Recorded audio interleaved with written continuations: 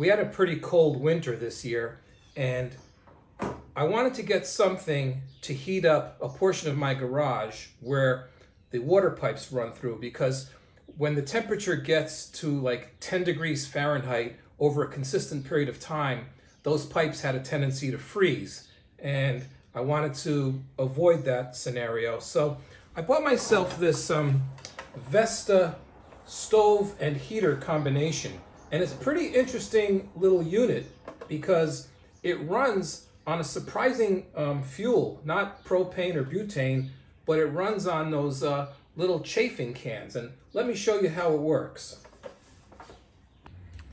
Right, so this thing has a really solid construction. It's made of metal, the top unit and the base. And on this side, there's an important component called the snuffer, and it fits in its own little pouch here. And that is the snuffer. That will allow you to open the front door as well as to snuff out the fuel once you're done with whatever it is that you're doing. And the fan has you don't have to plug it in or anything. It generates heat through here. And what happens is, once it heats up to temperature, the heat energy is converted to electrical energy. The fan turns on, and it blows the hot air out here at, well, the manual said 4 miles per hour, but I had no way of measuring that, so I'll take their word for it. But it actually does work really well. And what you do is, the front door here locks the top element in place. So you take the key. You could also do it when it's cold by hand. Just lift this drawer. There's a little catch element there. Just lift this, pull it out, and as you can see, this is what it uses. These easily available, cans of gelled heat. You can buy them just about in any supermarket. They're cheap. You can get a case of them on Amazon, and they're a lot cheaper than those butane canisters or the propane canisters that, the 2-pound green ones that you just end up throwing away and generally can't refill.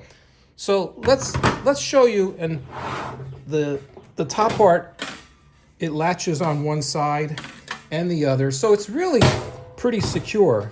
There's a grate here. Solid construction. So let's put it back together, which is very easy. That goes there. We'll put open the cans and put those on. Now you don't need to use 3 cans, but you have to have a can over the portion of the fan. You see right there, that heating element, there always has to be a can there, or the fan won't run. So you can use it just with 1, 2, or 3. It's up to you. And that's how you regulate the heat, depending on how many cans you use. So let me just open these.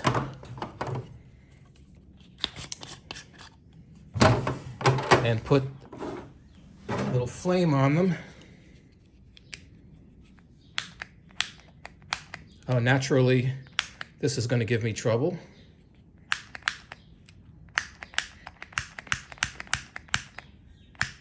All right then. Let me get a match. When all else fails, there's always the Bic lighter. 1, 2, and 3. So as you can see,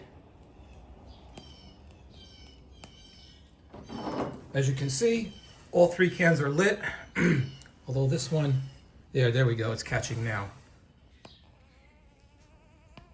And I'll take this and put it in the base. Like so. So, the 3 cans are in the base. They're starting to heat up. And let's boil some water for a cup of coffee before we put the heating element on to demonstrate that.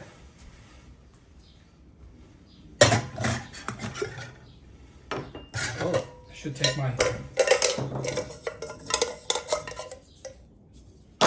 that out of there.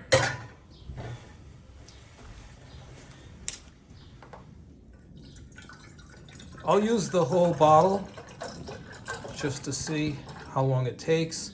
This is a 16.9 ounce bottle, 500 milliliters. Put that back on, and it is 10 minutes to 10 o'clock. So let's let that boil and see what happens. Right, so it's 10:04 and it's just starting to come to a boil. I can hear it. It's not grease lightning, it's no jet boil, but in an emergency or in a pinch, this is definitely hot enough now to make some coffee. So let's do that. Going to just add a little coffee to this filter. I can hear it boiling now.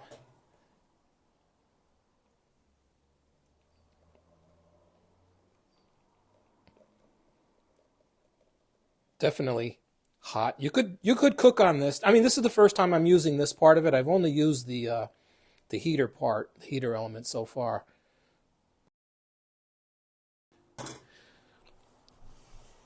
While that's brewing there, let's put the let's put the base on, or the top part on. Now, here's where the key comes in. Just grab and pull that out a little bit. Then this goes like that. Doing this one-handed, so. And then when you close this lip right there will lock the top part into place, like so.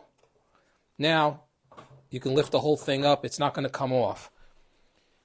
Now, it's going to take about 3 minutes for enough heat to build up to turn the fan on. But once that happens, the fan's just going to go continuously as long as the chafing cans are still producing flame. So let's give it a little bit more time, and I'll come back when the fan turns on. So it's 10:10, and in the time it took me to go inside and add some milk to my coffee, by the way, I highly recommend these GSI hiking and camping mugs. 2.9 ounces and extremely handy. So anyway, while I was putting milk in my coffee, the fan came on, and you can barely hear it. It's whisper quiet.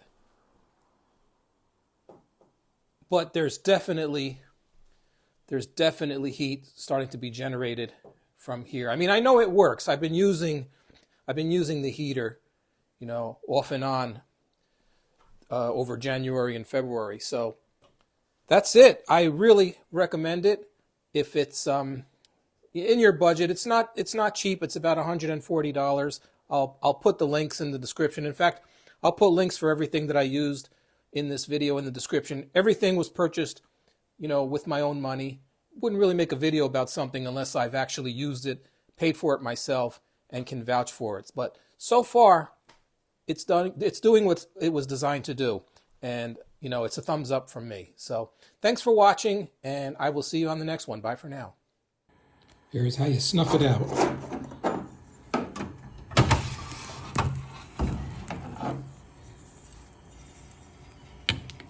One, 2, 3, done.